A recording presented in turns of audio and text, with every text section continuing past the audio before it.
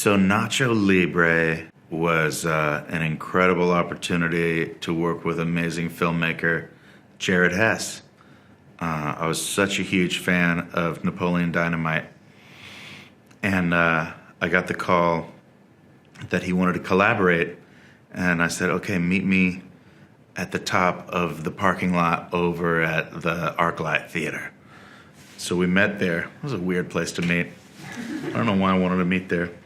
There's a nice view of the city. I thought it would be a good place for an epic power meeting, looking at the view of the Los Angelinos skyline. And he told me the idea of this guy that had two lives.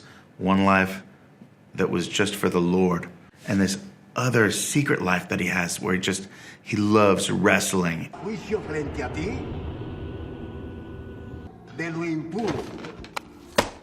But they can't coexist. You know, a man of the Lord cannot live a life of, violence.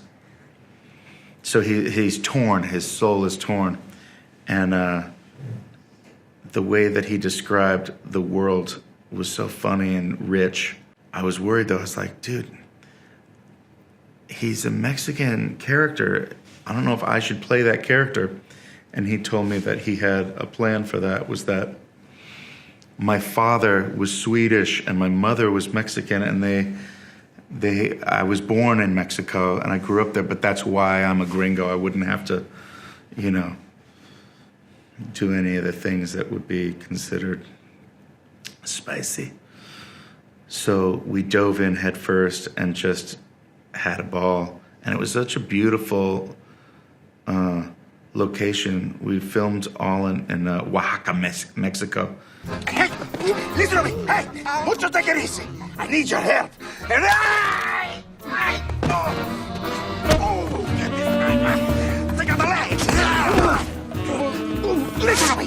Today, I have the chance of a lifetime. But first, I need a man. Get off me.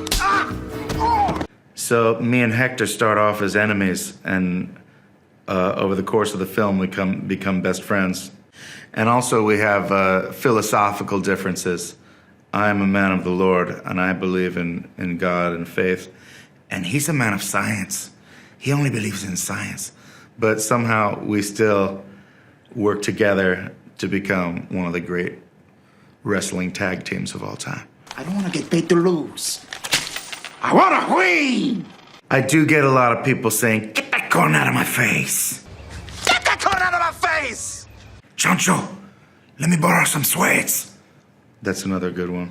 And a lot of that is just imitating Jared Hess. The director has an incredible talent at doing voices and character work himself. And I always told him, dude, you gotta be the star of a movie. You're so funny. And he has no interest in that. Doesn't want to get up in front of the camera, but it's one of the things that makes him such a great director. Even they say you're never supposed to do it, but he gives the best line readings. And sometimes I would even say, let me hear how you would say it. And he would say it, and I would just bust a gut laughing so hard. He made it really easy. I recommend working with Jared if you want a really hilarious performance. And I really worked my ass off learning how to wrestle.